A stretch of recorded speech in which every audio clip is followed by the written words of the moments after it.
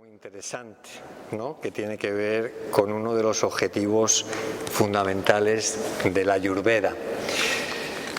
Posiblemente haya gente que conocéis algunos aspectos de Ayurveda, otra gente quizá no sepa de Ayurveda, y os podéis encontrar mucha bibliografía sobre el tema, sobre la medicina antigua de la India, que es la medicina ayurvédica, donde se habla no solamente de los componentes de la fisiología y de los aspectos que conforman esta ciencia de la salud, y no tanto ciencia de la enfermedad, sino ciencia de la salud.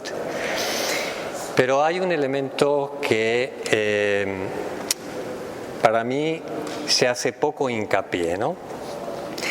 Y lo quiero unir a lo que ha sido la charla de esta mañana, donde estábamos abordando otra de las disciplinas de la tradición védica, del paradigma védico, que es el yoga y que es, por tanto, la meditación. Y ambas ciencias que surgen en el mismo contexto de la India antigua, de Bharat, ¿no? La India védica, contemplan principios cosmológicos muy semejantes. De hecho, ambas ciencias tienen como su fundamento, como su base, lo que es la conciencia. Y creo que deberíamos de recuperar este valor de la conciencia mucho más en el yoga y mucho más en lo que es la medicina, y en concreto en el Ayurveda, que vamos a ver ahora. Quizá uno se da cuenta de que uno le presta atención a la salud cuando le falla la salud, cuando ya no la tiene. Mientras uno está bien, uno normalmente vive la vida que no se cuestiona demasiadas cosas, ¿no? Quizás sí, uno lleva un poquito de cuidado porque ha oído, porque le han dicho o porque ha visto al vecino, ¿no? Pero en realidad es cuando uno empieza a tener algún problema de salud, cuando se empieza a cuestionar de verdad que algo tenemos que hacer, porque solo tenemos este cuerpo. Podemos cambiar de casa, podemos cambiar de relaciones, podemos cambiar de pareja, de ciudad, de tantas cosas, pero no podemos cambiar de cuerpo. Nacemos con este cuerpo y no lo vamos a abandonar hasta que lo dejemos. Para bien o para mal, nos guste más o nos guste menos. Es la única casa que tenemos donde vivir mientras estemos en este plano y en este planeta. Así que, si no cuidamos este cuerpo, ¿dónde tenéis pensado vivir? Creo que es un punto importante para... suena mejor, ¿no? Bien. Creo que es un punto importante para tener en cuenta. Nos movemos en un eterno presente. Todos tenemos un recuerdo del pasado, todos tenemos quizá una expectativa del futuro, pero un futuro que es incierto, y más en los tiempos que corren, ¿verdad? Y lo único que tenemos es un momento a momento a momento a momento. Y este presente que tenemos es un presente inevitable. El presente no se puede cambiar.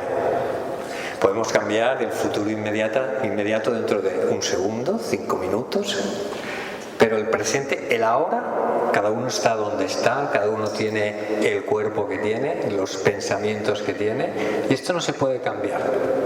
También tenemos un pasado remoto, inevitable, que tampoco vamos a cambiar, y tenemos un futuro que espero lejano para todos, que tampoco vamos a cambiar. Acabará este cuerpo deteriorándose, acabará finalmente perdiéndose, y esto no lo podemos evitar, queramos o no. Sin embargo, tenemos un futuro cercano, o más o menos cercano dependiendo de las edades que aquí cada uno tiene, donde sí podemos tener cierta elección. Tenemos una elección hacia la salud o tenemos una elección hacia la enfermedad. Porque a veces pensamos que la salud depende del sistema sanitario, de los médicos, de las farmacologías o de las medicinas complementarias, si no somos muy pro farmacología. Pero en realidad la salud no depende tanto de eso. Quizá el tratamiento de la enfermedad sí, pero no es lo mismo el tratamiento de la enfermedad que el cuidado de la salud. Cuando yo estudiaba medicina, que a mí en la facultad nadie me enseñó sobre la salud. Me enseñaron multitud de diagnósticos y de enfermedades, pero nadie me decía cómo era un estado de salud y qué graduaciones o niveles de salud podía tener la gente y la población. Y la salud depende mucho más de la propia responsabilidad, depende mucho más del estilo de vida que tengamos, de cómo nos cuidamos, de cómo nos alimentamos, de cómo nos relacionamos, de cómo descansamos, de cómo nos ejercitamos. Hay tantos factores que sabemos que cambian la bioquímica de la fisiología, de tal forma que hoy sabemos que después de todo lo que se ha gastado en el estudio genético del ser humano, la herencia, la genética tiene muy poca relevancia en realidad. Es mucho más importante la epigenética, es decir, aquellos factores en la vida que modifican la expresión o no expresión de un gen. Un gen que no es más que un mensaje, ¿no?, que codifica una serie de proteínas para realizar una serie de funciones. Si no se activa, es como si no lo tuviéramos. Ahora, en el momento en que se activa, codificará su mensaje y producirá el efecto a nivel celular y a nivel del cuerpo para el que esté programado. Y hoy sabemos que la meditación, por ejemplo, es capaz de apagar genes proinflamatorios. La meditación apaga estos genes, evita que se expresen y disminuye la tendencia del cuerpo a inflamarse. Y hoy sabemos que la inflamación de bajo grado, esa que no cursa con un enrojecimiento, con una hinchazón, sino que está como latente en el cuerpo, es la causa de la mayor parte de las enfermedades crónicas y degenerativas de los que estamos en esta civilización aquejados. Así que en nuestra mano está elegir este futuro hacia la salud o hacia la enfermedad. Es cierto, la enfermedad normalmente es un cúmulo de factores, es multifactorial, y a veces por mucho que pongamos no es suficiente para garantizar la salud. Pero sí os puedo decir que a poco que os cuidéis, este cuerpo es tremendamente agradecido, tremendamente agradecido. Para entrar a comprender el Ayurveda, igual que todo lo que es el paradigma védico, necesitamos hacer un cambio de paradigma, un cambio de chip. Es difícil que con nuestra mentalidad occidental podamos entender qué es el Ayurveda y cuál es el paradigma védico. De hecho, ¿qué es un paradigma? No es más que un cuerpo de creencias que nos permiten entender el mundo y no solo entenderlo, sino actuar en el mundo. Y esto es muy importante porque muchas veces si no entendemos un mundo lo vamos a desechar. Por eso la ciencia simplemente no contempla otras disciplinas que no sean, entre comillas, científicas.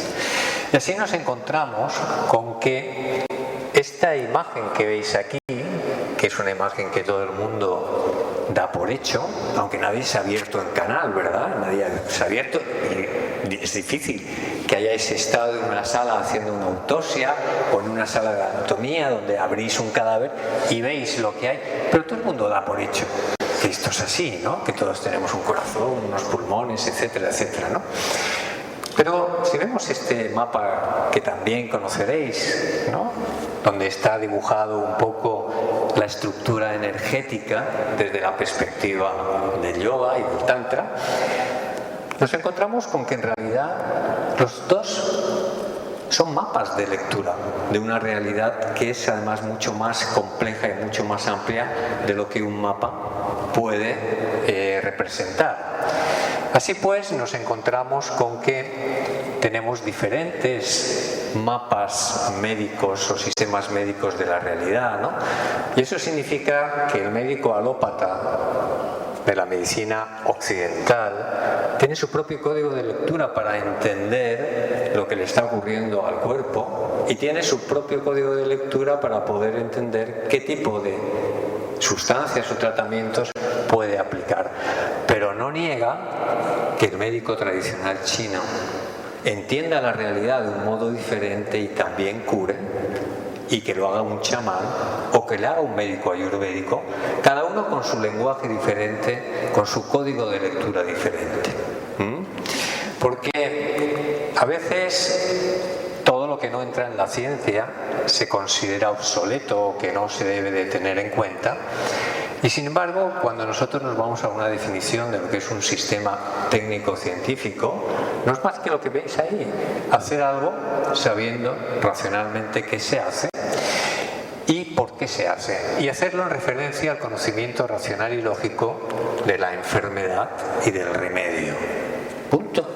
Pero yo puedo decir que una enfermedad está causada por el aire, está causada por Vata, está causada por... y darle un tratamiento correspondiente en función de ese código de lectura, ¿no? Así pues, todos estos sistemas que veis aquí, modernos y antiguos, son sistemas médicos, técnico-científicos, pero con códigos de lectura diferentes. Y esto es importante que lo entendamos, porque si no podemos pensar que solo la alopatía es científica y no es así. ¿Qué es el Ayurveda? Que el Ayurveda está compuesto de dos etimologías. Veda, que significa conocimiento. Esta mañana hablábamos de lo que es el conocimiento y del poder que tiene el conocimiento para producir cambios, no solo en la psicología, sino también en el cuerpo. Una buena noticia cambia la química del cuerpo y una mala noticia también. Y no hay transmisión de energía, ni de materia, ni de química, ni nada, solo transmisión de información. Y Ayur, que significa vida, pero también significa extensión o prolongación. Así que Ayurveda es la ciencia de la vida, no es la medicina, es una ciencia de la vida y es también la ciencia de la longevidad. Cómo conseguir mantener este cuerpo bien, en perfectas condiciones, el mayor tiempo posible. Y ahora veremos con qué propósito, ¿no? El Ayurveda nos dice que es aquella ciencia donde se encuentra la descripción de lo útil y favorable, de lo dañino o desfavorable, de lo placentero o lo displacentero en la vida, junto con la guía de aquello que es bueno y malo para la vida, así como la vida misma. Es una definición tremendamente amplia que engloba mucho más allá de lo que es un simple sistema médico. Y evidentemente nos define que la Ayurveda, que es la vida, ¿no? Y es definida como una constante y continua unión del cuerpo, los sentidos, la mente y la conciencia. Y aquí está el truquillo, porque si tú te vas al estudio de la fisiología occidental, la conciencia no aparece por ningún sitio, tampoco la mente. Pero bueno, se nos dice que la mente es un epifenómeno del cerebro, es un epifenómeno de lo que es la materia, y el paradigma médico es justo lo contrario. Nos está diciendo que la materia, que la mente y la materia es un epifenómeno, es una consecuencia de algo fundamental que es la conciencia. Así que el Ayurveda tiene su fundamento en la conciencia, y esto deberíamos de tenerlo muy claro. ¿Por qué? Porque todas las estrategias terapéuticas y preventivas de la Ayurveda, en realidad van a intentar conectar estos aspectos de la fisiología con su fuente. La enfermedad, el desequilibrio, es una cuestión de pérdida de memoria. Cuando el cuerpo pierde ¿la memoria de qué? La memoria de la integridad, la memoria del todo, del uno, se enferma. ¿Por qué? Porque una parte ya no está en conexión con otra. La conexión, la integración, la comunicación es fundamental en el cuerpo para poder mantener la salud. Y nos dice el texto más importante de la medicina interna de la Ayurveda, que es el Charaka Samhita, nos dice, nada más comenzar, el Ayurveda es para aquellos que desean una larga vida en dirección a la inmortalidad. Y uno puede pensar, bueno, no exageremos, ¿no? Esto de inmortalidad hay que matizarlo. ¿Qué es inmortalidad? ¿Alguien sabría decir qué es ser inmortal? Pues, a ver, la eternidad o lo infinito del alma para mí es una paradoja, porque el cuerpo es limitado y el alma es infinita. Entonces, ¿cómo combinamos eso en la tierra con esta? Claro, por eso hay que entender un poco esta frase. Lo primero es entender cuál es el concepto de inmortalidad, ¿no? Porque la inmortalidad está situada en la dimensión del tiempo. Y es un concepto relativo, ¿no? Porque nosotros que vivimos de media 80, 90, 100 años, ¿sabéis que hay insectos que nacen por la mañana y mueren por la noche? Duran apenas 24 horas. Si pudiéramos hablar con esos insectos y decirle, oye, ¿tú sabes que yo duro 365 días multiplicados por 100? ¿Qué diría el insecto? Tú eres inmortal, tú no te mueres nunca, ¿no? Como está fuera de mi dimensión. Pero es que si nosotros nos vamos a la mitología, nos encontramos con que todas las mitologías nos hablan de los dioses. Pero es que todos los dioses se mueren. Lo que pasa es que su lapso de vida es infinitamente mayor que el nuestro. Y para nosotros son como inmortales. La eternidad es otra cuestión. La eternidad es una dimensión fuera del tiempo. Si no hay tiempo, no naces, no mueres. En el momento en que tú naces, tú te mueres. No hay otra. Podrás durar 100, 200 o 500 años, pero acabarás muriéndote porque naciste. Tuviste un principio, tuviste un final. Y es evidente que esta larga vida se refiere a eso, a tener simplemente una vida larga, no eterna, una vida larga. No tendría mucho sentido tener una vida larga sufriendo o teniendo enfermedades o desequilibrios, ¿verdad? Nadie quiere sufrir, nadie quiere prolongar una vida que sea de ese tipo. Por tanto, este señor que veis aquí, Bharadvaja, que es considerado el padre de la Ayurveda en la antigua India, dice que disfrutó de una vida infinitamente larga y añade el concepto y feliz. Así que la Ayurveda empieza a vincular la felicidad a la salud. Si no eres feliz, no puedes estar sano o no puedes vivir mucho tiempo. Y los sabios de la época, habiendo conocido todo esto, que la Ayurveda, consiguieron el más alto bienestar y una larga e inagotable vida. Y vamos a irnos por curiosidad. A mí me llama mucho la atención ciertos elementos de las tradiciones del mundo, porque esto está en todas partes. Siempre hay alguna referencia que nos habla de vidas extremadamente largas.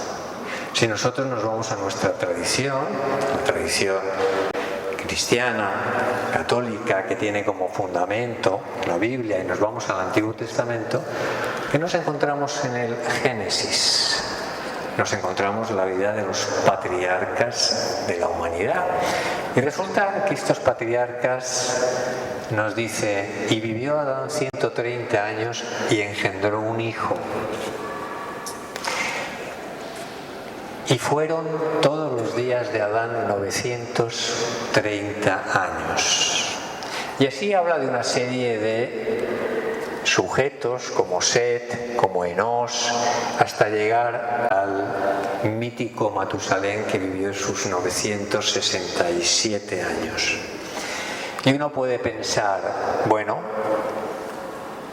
estarían contando los años de otra forma, porque si hace unos cuantos años la gente se moría a los 40 años, pues claro, esto no puede ser verdad. Pero es que resulta que cuando nosotros seguimos desarrollando, nos encontramos que a partir de determinada época, a partir de Noé, que engendra a sus hijos a partir de sus 500 años, nada respetable, ¿no? Estaba ya mayorcito, pero podía, o pudo, ¿no? Pero resulta que a partir de este sujeto, de Noé, y todos sabemos que está asociado a un cataclismo descrito no solamente en la Biblia, sino en otras culturas, resulta que la longevidad del mundo, de la humanidad, cae drásticamente. Pero tan drásticamente como que nos encontramos con que la longevidad cae en tiempos de Abraham, de Isaac y de Jacob a los 100 y pico años. Esto ya se parece mucho más a nosotros, ¿verdad? Pero resulta que también ahí en el Génesis nos dice Yahvé que la vida del hombre a partir de ese cataclismo serán 120 años. Y además da una razón. Y dice, no contenderá mi espíritu con el hombre para siempre, porque ciertamente él es carne. Y esto no es más que la metáfora que nos dice que en cuanto perdemos el contacto, la conexión con la conciencia, la materia se empieza a perder. No es capaz de mantener la integridad durante mucho tiempo porque le falta la nutrición celeste más importante, que es la conciencia. Y es curioso que diga este texto 120 años, porque resulta que coincide con lo que la ciencia está diciendo que somos capaces de vivir ahora. 120 años. ¿Quién vive 120 años? Si tenemos genéticamente esta potencialidad, ¿qué estamos haciendo para que no vivamos lo que al menos estamos diseñados para vivir? ¿Cómo es posible que con 20, 30, 40 años, incluso más jóvenes, nos estemos yendo de este mundo? Algo no estamos haciendo bien o algún tipo de conexión hemos perdido. Para que, nuestra vida sea bastante corta. Porque mirar qué cosas que hacer en la vida que no se terminan ni en 70, ni en 80, ni en 100 años. Pero uno podría pensar, ¿para qué voy a vivir cientos de años? Voy a acabar aburriéndome. Tantas redes sociales y ya estoy harto de los WhatsApps y me bombardean por todos los lados, y el estrés y la hipoteca y la economía y los problemas de las relaciones que cada 2 por 3 la tengo. En fin, todos sabemos lo que es la vida cotidiana, ¿no? ¿Para qué deberíamos de vivir tanto tiempo? Y nos dice la Ayurveda que el objetivo de vivir tanto tiempo es muy concreto, porque necesitamos desarrollar 4 grandes objetivos en la vida. Y estos 4 grandes objetivos, que se conocen como los purusartas, ¿no?, son la búsqueda del Dharma, la búsqueda de la virtud, que es también la búsqueda de la misión, de la vocación, de aquello por lo cual estoy encarnado y he decidido venir aquí. Algo tengo que hacer, tengo que dar mi nota en este mundo. Y tengo que hacerlo con la virtud por delante. Tengo que desarrollar también algo que tiene que ver con lo material, que es artha, que tiene que ver con la riqueza. ¿Qué significa la riqueza desde el punto de vista védico? Simplemente tener una dignidad, unos medios de vida que me permitan desarrollar aquello para lo cual he venido, que me permitan desarrollar mi dharma, que me permitan vivir una vida digna como ser humano. Pero también nos dice que debemos de cumplir kama. Kama tiene que ver con los deseos, tiene que ver con el placer, tiene que ver con la sensualidad, con la sexualidad, con la belleza, con la estética. De alguna forma hemos venido también para disfrutar. Y todos sabéis de este famoso libro que es Kama Sutra. Y cuán importante es para la Ayurveda, para el Tantra, para otras disciplinas, el aspecto de la sexualidad, y no solamente hablando en términos energéticos, sino también porque es un tema importantísimo para la salud y para el disfrute de la vida. Y finalmente, quizá que el menos contemplado en nuestra sociedad, porque todo el mundo busca la riqueza y busca el placer, no busca tanto la virtud y mucho menos busca la liberación o la trascendencia, que es moksha, ¿no? Este aspecto de moksha es la búsqueda de esta trascendencia, de esta vida espiritual, descubrir este potencial que llevamos dentro, saber que no somos el cuerpo solamente, que somos algo que nos trasciende, que hay algo que nos supera, que es mayor que nosotros. Este descubrimiento es moksha. Y claro, uno sabe que buscar la ética, la virtud, llegar a tener una vida desarrollada en el aspecto material, tener una vida satisfactoria a nivel de las relaciones y demás, conlleva tiempo, mucho tiempo. Hoy sabemos que las nuevas generaciones incluso les lleva más tiempo, ¿no? Yo le decía a mis hijos, bueno, yo creo que voy a tener que marcharme yo de casa porque en vista de lo cual vosotros no os vais, ¿no? Bueno, afortunadamente se fueron. Bien. Y esto tiene consecuencias cuando no se cubre, cuando no vivimos una vida ética basada en la virtud. Aparece un profundo sentimiento de culpa en el sistema como recordatorio de que no estamos en el camino correcto. Cuando no hemos desarrollado artha, digamos los medios materiales suficientes, aparece una sensación interior de inseguridad en la vida. Cuando no hemos desarrollado kama, que evidentemente aparece una frustración. Y cuando no desarrollamos moksha, resulta que tenemos una sensación de estar encerrados, de vivir en la esclavitud. Para desarrollar estos 4 propósitos necesitamos una vida larga y necesitamos una vida en salud. Por eso este término de arogya, que es sin enfermedad, hay varias definiciones que vamos a ver en Ayurveda que son tremendamente significativas y que van a rescatar el papel crucial de la conciencia, ¿no?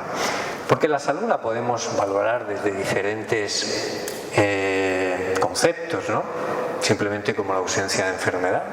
Posiblemente muchos de aquí estemos sanos porque no tenemos un diagnóstico. Y por tanto entramos dentro del cupo de los sanos. Si ahora nos dividiéramos y pusiéramos a un lado los sanos que al otro lado no sanos, os puedo decir que al principio podríamos estar más los sanos, quizá, Pero cuando acabe, dentro de 10 minutos de explicar esto, todos vamos a estar en el grupo de los enfermos.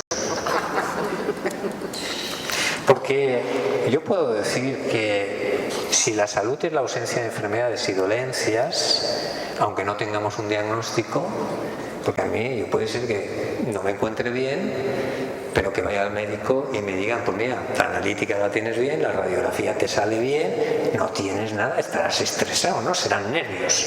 Como si eso fuera salud, ¿no? Vamos a ver, alguien está nervioso y estresado, esto ya es un desequilibrio, que es la antesala de un desequilibrio de una enfermedad orgánica. En este momento, quizá algunos del grupo de la salud se pasen al grupo de los enfermos porque yo no duermo bien, no digiero bien, de vez en cuando me levanto y no me puedo mover bien, ¿no? Pero resulta que esta definición muy acertada que dio la Organización Mundial de la Salud, ¿no?, como un estado de completo bienestar físico, mental y social. Bueno, aquí yo creo que van a quedar pocos en el lado de la salud, porque ¿quién está bien física, psicológica y socialmente? El listón va subiendo y uno se va diciendo, va tragando saliva como diciendo, me están pillando, ¿no? Pero bueno, nos vamos a ir a la definición de la Ayurveda. Y la definición de la Ayurveda resulta que es tremenda, porque es la mejor definición que yo he encontrado en mi vida de salud, que dice: la salud es estar establecido en el ser. ¿Qué es el ser? La conciencia pura. Ese pasajero que esta mañana no veíamos en la imagen del carruaje, para los que habéis estado, y del cual hemos perdido toda conexión, establecerse en el ser, swasta, es esta palabra que nos dice el Ayurveda, ¿no? Y claro, desde estas diferentes perspectivas yo puedo decir lo siguiente, ¿no? Estoy enfermo porque tengo una bronquitis, o tengo una bronquitis porque estoy enfermo. Claro, depende de donde yo me sitúe en ese baremo, ¿no? Evidentemente, no estar establecido en el ser nos abre las puertas a la enfermedad, que tarde o temprano va a llegar a nivel mental o a nivel físico. ¿Por qué? Porque hemos perdido, es como una casa sin cimientos. Si no hay cimientos, la casa se puede tambalear en cuanto sople una brisa. Así que para diferentes niveles de enfermedad tenemos también diferentes niveles de actuación. Claro, si hay una enfermedad declarada, pues casi la medicación se torna imprescindible. Pero es que cuando tenemos una dolencia o cuando se trata de bienestar, no tenemos más que el estilo de vida. No nos engañemos, no hay medicinas para aumentar. No, tú no puedes ir al médico y el médico preguntarte qué te pasa y decirle, no soy feliz, vengo a ser más feliz. Y el médico dice, pues tómese esto. Venga usted dentro de un mes, verá qué feliz es. No, la felicidad tiene que ver con el estilo de vida. Y si quiero establecerme en el ser, solo tengo un camino. Y ese camino se llama meditación. Que por cierto, solo hay una letra de diferencia entre medicación y meditación. Ojalá la medicación del futuro sea meditación, con T y no con C. Así que cuanto más anclada, profunda esté nuestra salud, más fuerte y estable será. Y esto, repito, depende de nuestro estilo de vida y depende de que incorporemos en ese estilo de vida una práctica meditativa, porque es la única manera de reconectarnos con el fundamento de la cual se ha estructurado nuestra fisiología. Este swasta no deja de ser un deber que todo ser humano tiene. Tenemos el deber de establecernos que nuestra verdadera identidad en nuestro verdadero ser. Uno puede pensar que la salud tiene este concepto que en Oriente, pero no en Occidente. Pero es curiosísimo si nos vamos a la etimología de la palabra salud. Y yo me quedé, porque el diccionario nos dice estado en que el ser orgánico ejerce normalmente todas sus funciones. Como si lo hubiera dicho, vamos, toda misa. Pero resulta que salud viene de salus, salvación, viene de salvus, intacto. Y viene de sol, entero, total. Si perdemos la conexión con la totalidad, perdemos la salud. Pero es que resulta que la enfermedad también estaba basada en su etimología en la pérdida de la firmeza, de la estabilidad y de la fuerza. De nuevo, nuestras propias palabras castellanas nos llevan al origen, que es esta totalidad que perdemos cuando nos enfermamos. Nos dice uno de los textos de los cirujanos ayurvédicos. Nos dice, aquel cuyos dosas, es decir, estos principios operativos de la fisiología, que ahora hablaré un poquito, están en equilibrio, cuyo apetito, agni, es bueno, cuyos datus o tejidos están funcionando normalmente, cuyos malas o productos de desecho están en equilibrio, y nos dice un cirujano, y cuyo cuerpo, mente y sentidos están plenos de bienaventuranza, se considera una persona sana. De nuevo nos surge esta palabra, felicidad, bienaventuranza, como un elemento capital del equilibrio y de la salud. Fijaros qué interesante, ¿no? Porque otro texto del Charaka Samhita, de la medicina interna, nos dice un desequilibrio en los tejidos es enfermedad y la salud no es más que el equilibrio de los tejidos. La salud es otro nombre para la felicidad y la enfermedad para el sufrimiento. Y es muy interesante porque en el sánscrito existen dos palabras que representan muy bien lo que es el dolor, el sufrimiento y el placer o el bienestar, sukha y dukkha. Las dos tienen la misma raíz, que tiene que ver con ka, que significa espacio. Pero mientras que en la felicidad, sukha, este espacio se abre. Cuando uno está feliz, no se siente más grande, no se nota que respira mejor, que el pecho se abre cuando uno está feliz y alegre. ¿Y qué ocurre cuando uno está deprimido, triste o ha recibido una? Se cierra, dukkha, algo se constriñe. Por tanto, sukha y dukkha son dos maneras tremendamente somáticas de expresar el malestar y el bienestar. Pero resulta que cuando se trata de expresar la naturaleza del ser, la naturaleza de la conciencia, no sirve sukha, no sirve dukkha, porque ellos solamente están hablando de una dualidad, de un par de opuestos. Pero resulta que la conciencia es una, no hay opuestos. Por tanto, surge una palabra nueva que es Ananda. Ananda es esta bienaventuranza, que no tiene contrario. No hay un contrario de Ananda. Y es algo que solamente puede surgir desde dentro. Mientras que sukha, el placer, el bienestar, depende de algo de fuera. Hoy he comido estupendamente, he ido de viaje y manda una habitación, una cama, he dormido a pierna suelta.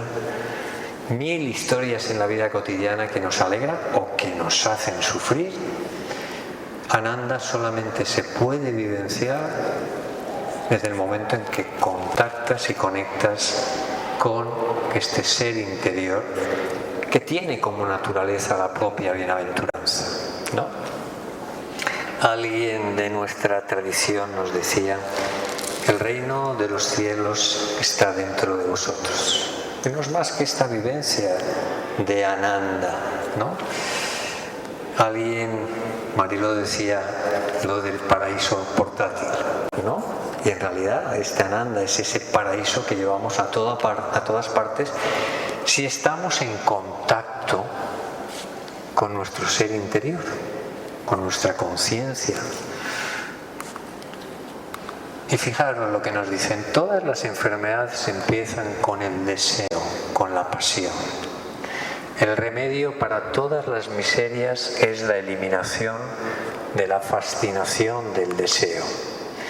Cualquier acto realizado por alguien con el entendimiento, la voluntad o la memoria trastornados, y aquí no está hablando de un enfermo psiquiátrico, está hablando de nosotros, es decir, no estamos viendo la realidad porque estamos simplemente desconectados de una percepción pura. Todo lo que vemos lo vemos a través de los filtros de nuestra mente, condicionamientos, creencias, experiencias. Lo que vemos no es la realidad, es un reflejo distorsionado de nosotros mismos. Cuando alguien actúa desde eso, todo eso ha de ser considerado una transgresión deliberada. Esto provoca todos los estados patológicos.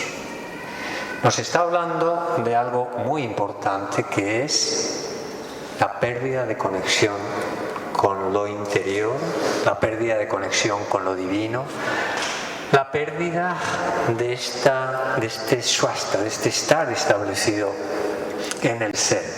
¿Por qué? Porque se crea una fisura, se crea una separación. Y aparece lo que la Ayurveda denomina el error del intelecto, el prajnaparat.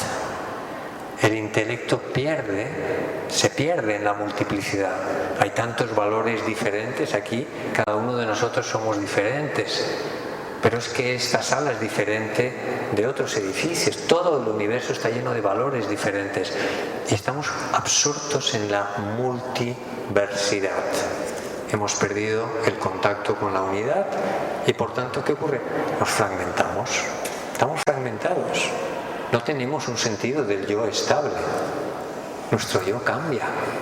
A veces nos sentimos los reyes del mundo porque, claro, nos han dicho por activa y por pasiva lo buenos que somos, etcétera, etcétera. Y nuestro ego se hincha, pero alguien nos dice, no nos mira como nos tiene que mirar, no nos sonríe o no nos saluda, y nuestra autoestima se empieza a tambalear. No tenemos un sentido del yo estable. ¿Por qué? Porque es que no tiene ancla, no está suficientemente fundamentado en la realidad. Entonces, este error del intelecto es lo que el Ayurveda va a buscar restaurar. Para que el intelecto, en vez de perderse, cuando digo el intelecto es esta capacidad fina de discriminación que tiene el ser humano, para que pueda reconocer que en la base de tanta diversidad solamente hay unidad, que es lo que otras disciplinas védicas como la Advaita Vedanta nos está diciendo. Todo es unidad. La diversidad no es más que un espejismo, ¿no? Pero claro, hay que estar situado en ese nivel de conciencia para verlo desde ahí. Si no estás en ese estado de conciencia, la realidad que vivimos es que todo está completamente diversificado. Todo está lleno de valores diversificados.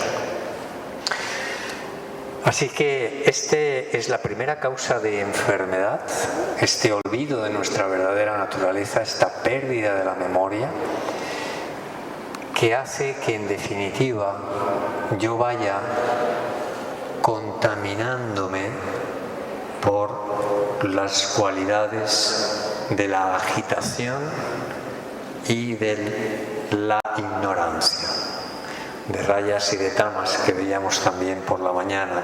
Estas dos cualidades que son las que a través del yoga tratamos de minimizar, tratamos de calmar la mente, alejarla de la excitación de rayas y despertarla, ¿no? Tenemos que avivar la cualidad de la atención y de la consciencia, es decir, alejarla de tamas, y aumentar y crecer en sattva, que es esta claridad silenciosa, meditativa, que nos permite ver las cosas con pureza, con nitidez, sin reactividad. Y esto es lo que debemos de buscar con la práctica del yoga, y también lo que debe de buscar una buena terapia ayurvédica, reconectarnos en esta dimensión. No voy a entrar mucho aquí, pero en realidad todo lo que hay en el universo surge de este campo que la física llama de vacío cuántico totipotencial, y que en el paradigma védico es un campo de conciencia pura. Y surge esta información, este campo de información, sattva, este campo de energía, rayas, este campo de materia, tamas, que están dentro de nosotros, están expresados en nuestra fisiología, ¿no? Y algo que es muy importante. ¿Veis un diagrama donde veis abajo una realidad que tiene que ver con la conciencia pura? Una franja intermedia donde pone individualidad, intelecto, mente, que es toda nuestra mente, y unos sentidos de percepción que nos conectan con el mundo exterior, de los objetos y de las formas. Bien, en lo más externo tenemos tres cualidades, que son los tres dosas, Vata, Pitta y Kapha de la Ayurveda, que no son más que el reflejo material de las tres cualidades de la conciencia pura, Rishi, Devata y Chandas. Dosa es una palabra que significa impureza. Y es una palabra que, aunque rige toda la fisiología, como ahora veremos, se considera que es la expresión impura de la conciencia pura. La materia, que es la expresión mezclada, impura, de algo que es único y puro, como es la conciencia pura. Por eso el dosa no es más que el reflejo en el mundo material de algo que no está manifestado, que pertenece al campo de la conciencia pura. Los Vedas, de los cuales pertenece la Ayurveda, es esta dinámica de transformación de la conciencia pura en toda la creación. No pertenecen al ser humano, no son creados por el ser humano, son conocidos por estas mentes que se denominan rishis en la tradición védica, aquellas conciencias que son capaces de ver la realidad tal cual es. Y los cuatro Vedas expresan toda la dinámica de esta conciencia pura, despliegan toda la forma, toda la secuencia de la creación, y en consecuencia aparecen una serie de disciplinas como es el yoga y como es el Ayurveda. Uno se va a ocupar de la mente, otro se va a ocupar del cuerpo. En realidad, estas disciplinas lo que hacen es avivar la inteligencia, la conciencia a nivel de la materia. Bueno, si todo esto está contemplado en el Ayurveda, está claro que cuando un médico estudia Ayurveda, no estudia solo fisiología, estudia filosofía, estudia metafísica, estudia las cosas que tienen que ver con el alma, con la conciencia pura, porque es que no podemos separar la fisiología de este campo de conciencia, ¿no? Y todos estos elementos que veis aquí, algunos muy conocidos, ¿no? Como, bueno, los productos de excreción, orina, heces, o los tejidos del cuerpo, hueso, músculo, o el fuego digestivo, es decir, la capacidad metabólica y digestiva del cuerpo, o los principios operativos, los dosas, pero es que empezamos a irnos hacia arriba y empezamos a estudiar los elementos, la mente y la conciencia en la Ayurveda. ¿Qué es un dosa? Un dosa no es más que la reunión de los 5 elementos que son los ladrillos con los que se construye todo. Y os decía al principio que para entender la Ayurveda tenemos que hacer un cambio de chip, porque resulta que la Ayurveda es una disciplina sensorial. No está basada en que yo analice, está basada en lo sensorial. Y lo sensorial significa que yo puedo ver, sentir magnitudes que tienen que ver con diferentes elementos. Ligero, pesado, caliente, frío, seco, húmedo, móvil, inmóvil. Y un médico ayurvédico empezará a tomarte el pulso y empezará a ver qué dosas, qué cualidades están alteradas, qué cualidades, y a lo mejor te dice hay que introducir un poco más de sequedad, un poco más de humedad en el sistema, porque tienes un exceso de vata, de sequedad, y tienes que introducir un poquito más de humedad para que vata baja. No hablan de química, hablan de cualidades para las cuales nuestro organismo está preparado para sentir. Porque todo esto no necesitamos ir a la escuela. Sabemos lo que está caliente y lo que está frío, lo que es pesado y lo que es ligero. Y los dosas tienen estas cualidades. Vata, que tiene este espacio aire, es ligero, frío, seco, irregular, móvil. Pita, que es fuego, con un poquito de agua, es caliente, ligero, intenso, móvil. Y Kapha, que es agua y tierra, es pesado, frío, húmedo, apagado. Así que cuando uno se encuentra demasiado cansado, embotado, somnoliento, su Kapha está aumentando en el sistema. Tiene que empezar a hacer algo que aligere la carga de pesadez.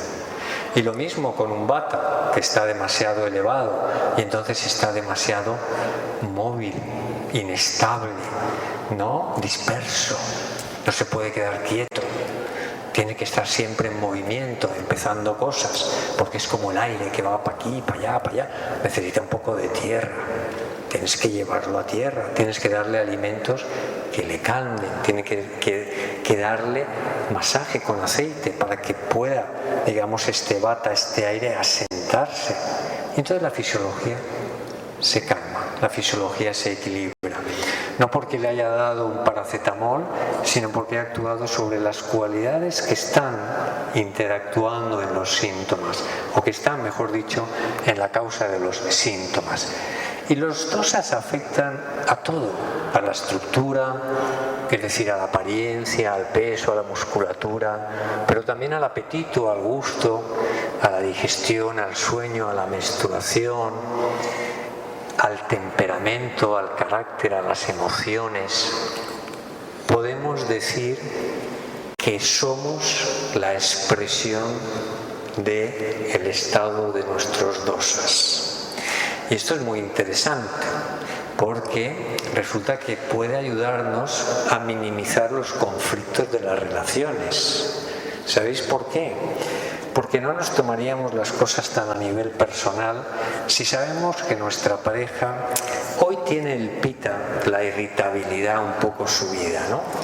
En vez de decirle a él o a ella, le podemos decir, ¿qué tal si bajamos un poco pita? ¿No? O cuando está en el sofá que no le apetece moverse y tú tienes ganas de salir, vamos a la playa, vamos a hacer senderismo, vamos al teatro, y no puede.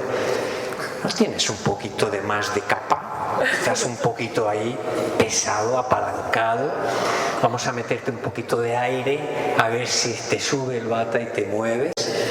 Hay muchas cosas que comprendiendo los dosas podemos empezar a hacer, ¿no? Por ejemplo, a nuestra pareja demasiado capa, sin que se entere mucho, le puedo poner un poquito de picante a la comida que le eleva el fuego y le va a dar un poquito más de marcha, ¿no? Podemos actuar de tantas formas diferentes conociendo las cualidades de los dosas y sobre todo despersonalizar un poco. ¿Qué veis aquí? Bueno, No os he dicho muchas cualidades porque no tenemos tiempo. Todo el tiempo se lo ha llevado los gomos. Así que nos han dejado con poquito tiempo y dentro de nada me van a llamar la atención para que corte. Pero si Vata es aire y espacio, y vemos dos animales cuyas estructuras están hechas ¿para qué? Para correr, para moverse. Son estructuras de aire, son estructuras de Vata. Un sujeto Vata es como yo, delgadico, y por mucho que coma no engordo. ¿Por qué? Porque Vata es catabólico, todo lo quema. Todo lo que come lo transforma ¿en qué? En energía, porque el aire es movimiento, energía. En cambio, ¿qué pasa con un Kapha, que es tierra y que en vez de crecer a lo alto, crecen a lo ancho? ¿Por qué? Porque todo lo guardan, ¿no? Entonces alguien dice, es que no como, para lo gordo que estoy no como, ¿no? Claro, pero es que su metabolismo es anabólico, es de tierra, la tierra engorda, crece, ¿no? Y claro, si esto no lo conoces, pues andas un poco perdido y además te puedes culpabilizar, dices, es que no adelgazo, o es que no engordo. Pero vamos a ver, si es que te hicieron así, puedes regularte, pero te hicieron así. Esa es tu constitución, esa es tu prakriti. Tienes que vivir de acuerdo a cómo te crearon, nos guste o no. Claro que eso no va de acuerdo a los cánones estéticos del momento, ¿no? Pero bueno, es que los cánones de la belleza cambian. Antes, estar moreno era un signo no precisamente de belleza. Ahora sí. Antes lo que se llevaba era la palidez de la cara, ¿no? ¿Por qué? Porque esto significaba un estatus social mucho mayor. Claro, el que está moreno está en el campo cavando, ¿no? Y entonces está curtido, ¿no? Ahora nos hemos ido al otro extremo. Las modas cambian, pero nuestra constitución no cambia. Nuestra prakriti no cambia. Y debemos de viviríamos más felices conociéndola y viviendo de acuerdo a ella, ¿no? ¿Y qué veis aquí? Cuerpos bien diferentes, ¿verdad? Vemos aquí, fijaros, qué tono muscular, qué miradas, qué atención. Esto es fuego. Estos son cuerpos de Pita, que son normalmente cuerpos mucho más atléticos. Bueno, el cuerpo que todos desearíamos tener, ¿no? Pero es que uno no es Pita, uno es Vata o Kapha, ¿no? No ha salido, no le ha tocado la lotería del Pita. Y entonces los Pita lo tienen más fácil. Mi hijo va al gimnasio y en 2 días se pone cachas. Y yo digo, pero vamos a ver, ¿cómo lo haces? ¿Cómo lo haces? ¿No? Y solo nos queda estos. ¿Cómo? ¿Kapha cómo es? Pues así, bonachón, ¿no? Un Kapha en realidad es como el oso de peluche, ¿no? Que te abraza y te encuentras protegido con toda esta, ¿no? Un San Bernardo que te mira así, pues mucha tierra, esto tiene mucha tierra, ¿no? Bien. Y resulta que los dosas, aparte de regular todo nuestro cuerpo y todas nuestras funciones, resulta que están en todas partes y tienen una serie de ritmos. Si somos capaces de comprender estos ritmos, viviremos de manera mucho más acorde con la naturaleza y con nuestra naturaleza. Los dosas tienen un ritmo circadiano en 24 horas y tienen un ritmo estacional anual. Es muy sencillo. ¿Cuál es la estación Pita? El verano. Fuego, calor. ¿Qué hace un exceso de calor? Seca. Por tanto, la estación que viene después es una estación seca, la del otoño. Hay más viento, pero no llueve mucho. Bueno, ahora el tiempo ha cambiado, entonces estos patrones ya no sirven igual, ¿no? Pero lo normal es que el otoño fuera más ventoso y seco porque es un tiempo Vata. Y después le sigue el invierno. húmedo, frío, con el principio de la primavera. Capa. ¿Qué ocurre en la primavera? Salen todas las alergias, todos los mocos, que no es más que la expresión de capa. El moco es la expresión de un exceso de capa en el sistema que se tiene que movilizar hacia afuera.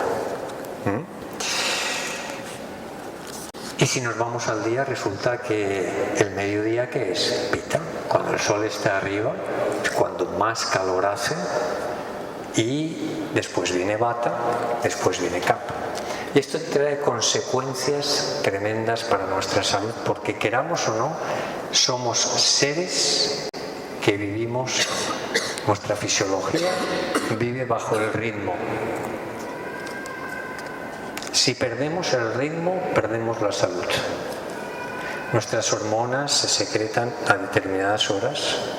Tenemos un reloj central que da la hora. Fijaros qué interesante.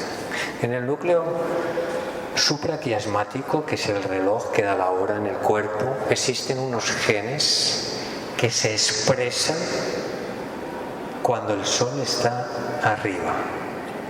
Salen de la puertecica, ¡hola!, y generan ahí su mensaje.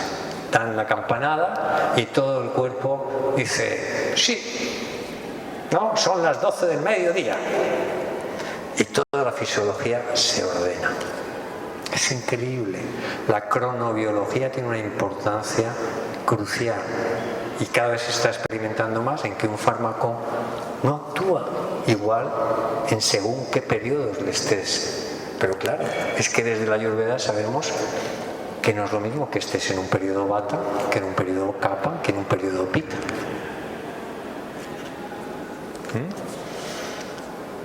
Y una perla de la Ayurveda, de tremendas consecuencias prácticas. El Pitta de la noche, porque tenemos un ciclo diurno, un ciclo nocturno. Pitta también aumenta a medianoche. Y esto tiene una importancia capital. Porque cuando yo quiero desinfectar algo o esterilizar algo, ¿qué hago? Utilizo el fuego. Lo caliento, lo desinfecto. El fuego es el elemento purificador por excelencia.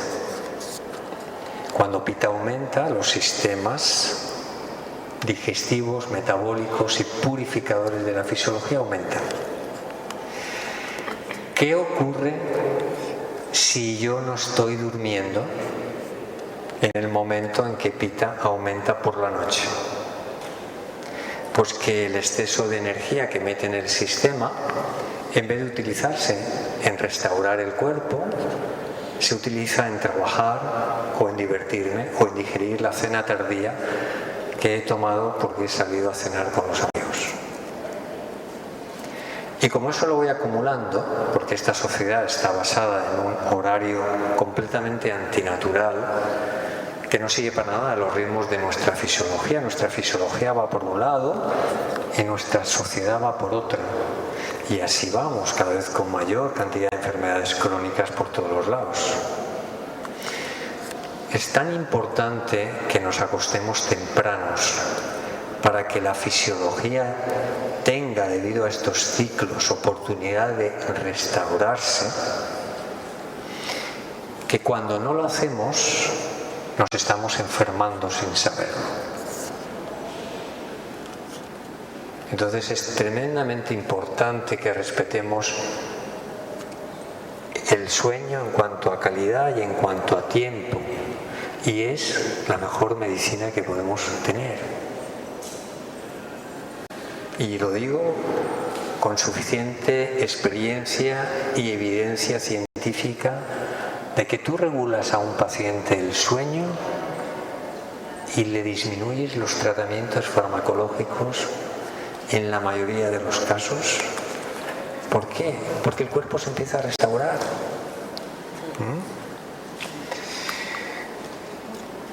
Bueno, hay que recuperar esta prakriti, esta naturaleza con la que nacemos, que siempre es positiva, siempre expresa las cualidades positivas de cada uno de los dosas.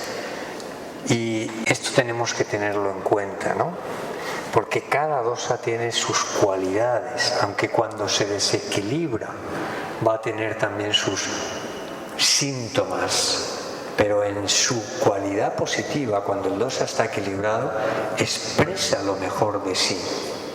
Y cuando expresa lo mejor de sí, aparece como consecuencia de la salud y el bienestar. Y para ir terminando, quiero deciros otro aspecto importantísimo de la Ayurveda, tiene que ver con la digestión y con el Agni. Agni, que es fuego, es un elemento capital en la fisiología. Nos dice el Charaka Samhita, la vida, el aspecto, la fuerza, la salud, el entusiasmo, el crecimiento y el desarrollo del cuerpo, el lustre, la vitalidad, el vigor, la energía, dependen de tu digestión, dependen de Agni. La cesación y los desórdenes de Agni, de la digestión en el cuerpo, causan la muerte y la enfermedad respectivamente. Por tanto, Agni es considerado la causa primordial del cuerpo. El equilibrio de Agni, del proceso digestivo en el cuerpo, es llamado también salud. Y este es otro elemento que nos pasamos por alto y que no cuidamos suficientemente. No debemos de olvidar una cosa, no nos alimentamos de lo que comemos, nos alimentamos de lo que digerimos, que no es lo mismo. Alguien puede tomar una dieta excepcionalmente saludable y pura, pero si no la digiere, no se nutre. E incluso con esa dieta puede tener una sustancia que le siente mal y se enferma. Por eso la dieta tiene que estar tan personalizada, porque cada sistema es diferente, ¿no? La nutrición por el alimento de los tejidos, de ollas, etcétera, que es una sustancia muy especial, la fuerza, la complexión, dependen de la digestión, dependen del fuego digestivo. Por eso, uno debería de mantener su digestión en buenas condiciones siempre. Y hacemos muchísimas transgresiones en cuanto a la dieta. Estos son los pilares de la salud, no son las farmacéuticas. Son estos, el estilo de vida, el cómo comemos, el cómo digerimos, ¿no? Toda esta importancia que tiene el Agni. Porque cuando tenemos un buen Agni, una buena digestión, tenemos buen apetito natural y a sus horas, tenemos una saciedad natural y satisfactoria, es decir, que en cuanto cubrimos nuestras necesidades energéticas y de nutrientes, aparece una sensación tremendamente placentera de estar saciado. Saciado no es estar lleno, no es estar que ya no puedo más, que reviento, que ya no puedo pensar que necesito dormir una siesta de 2 horas con pijama a ser posible. No, significa que uno está ligero, despierto y saciado. Eso es una buena digestión. Como dice Arguiñano, la buena digestión es la que no se nota. Es así. Si yo tengo algún síntoma, significa que entre lo que he comido y mi capacidad digestiva hay una discrepancia. Porque si estuvieran a la par, mi proceso digestivo habría digerido perfectamente y no habría tenido ningún síntoma. Y esto tiene una consecuencia muy importante, es que lo que no digiero se transforma en una sustancia en Ayurveda que se denomina ama. Ama es toxicidad. Es decir, un alimento se transforma en nutrición o se transforma en un tóxico en el aparato digestivo.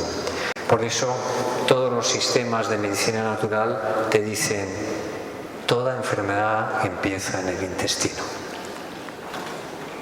porque aquel alimento que no está bien digerido se empieza a transformar en una toxemia, primero digestiva y luego corporal.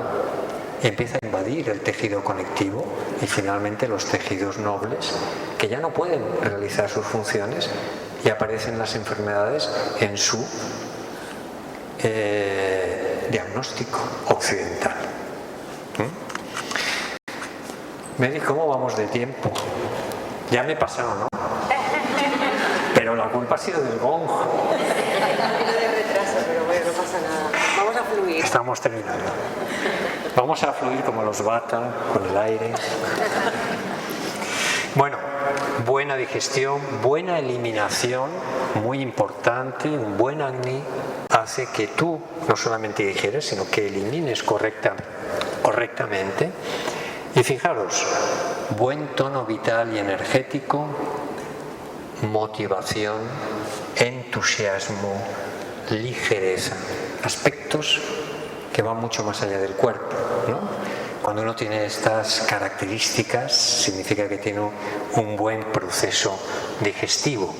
Y cuando tenemos un Agni, un fuego digestivo, una capacidad digestiva muy débil, muy entorpecida, que las cosas nos sientan mal, entonces empezamos a fabricar esta sustancia pegajosa, tóxica, que es ama, y que se expresa así: lengua con saburra, con esta capita. Cuando me levanto por la mañana tengo la lengua sucia. Esto significa toxicidad, ama en el aparato digestivo, pesadez después de comer, falta de apetito, saciedad fácil, por supuesto náuseas, vómitos, flatulencias, pero también pereza, baja vitalidad cuando estoy muy cansado, cuando me levanto ya cansado, cuando tengo dolores, molestias, rigidez muscular. Todo esto es la presencia de que el cuerpo está intoxicado. Tengo que purificarlo, tengo que empezar a limpiarlo. O cuando los excrementos, la orina, las heces, tienen un olor demasiado fuerte. Poniéndonos un poco escatológicos, las heces no deberían de oler prácticamente. Es decir, que uno debería de entrar a un baño donde alguien ha y apenas notarlo. Si lo nota mucho, es que el que ha salido está un poco intoxicado. Desde el punto de vista ayurvédico. Se cuenta que un discípulo le dijo a su maestro: maestro, ¿cómo puedo saber quién es un verdadero maestro? Y el maestro le dice: cuando te lo encuentres en el campo, síguelo hasta que haga sus necesidades y obsérvale las necesidades, y ahí sabrás si es un buen maestro. Porque un buen maestro, ¿quién es? Quien tiene el discernimiento puro. Para discernir yo tengo que tener un fuego, un Agni, en perfectas condiciones. El Agni no digiere solo la comida, digiere mis experiencias. Por tanto, un maestro es quien digiere perfectamente. Vamos, que hace la caca de un bebé. Bien. Y la otra sustancia, y ya voy a acabar con esto, es Oyas, que es el producto de una perfecta digestión y de una perfecta nutrición de los tejidos. Oyas es esa sustancia que destila como la esencia de un buen tejido, de uno de esos 7 datus que dice que tenemos en la Ayurveda, ¿no? Y cuando estos tejidos están satisfechos y rebosantes, destilan una sustancia que es Oyas. Y Oyas, que es, en términos occidentales, la función de nuestro sistema inmune. Cuando tenemos un buen nivel de Oyas, nuestro sistema inmune funciona a la perfección. ¿Cuántas enfermedades autoinmunes, alérgicas, tenemos en la actualidad? Estamos todos debilitados de Oyas. Porque ¿qué ocasiona la pérdida de Oyas? traumatismos, estrés, preocupación, ansiedad, cólera, tensión, cansancio, falta de descanso, falta de nutrición. Tenemos muchas papeletas para tener un bajo nivel de ollas, que es lo que garantiza la fortaleza, la resistencia, la inmunidad del cuerpo. Ya he dicho muchas cosas de esto, así que me lo voy a pasar por alto. Aquí tenéis algunas cosas que utiliza el Ayurveda para tratar, pero veis que en primer lugar está la nutrición y está el estilo de vida, tremendamente importantes para la prevención, pero también para la curación de la enfermedad. Una medicina no funciona bien si no organizas el estilo de vida y la nutrición del paciente. Me gusta acabar con esta frase de Maharishi Mahesh Yogi que dice: el médico ha de ser la encarnación misma del amor, y esto solo puede darse a un nivel correlativo. Solo un corazón pleno de felicidad está dotado de amor. Semejante atención médica remediará cualquier mal. Por ello, el médico ha de ser un individuo del cosmos poseedor de la conciencia de unidad. Y en espera de que la profesión médica tome nota de la sabiduría de los antiguos, mientras eso ocurre, cuidémonos. Gracias.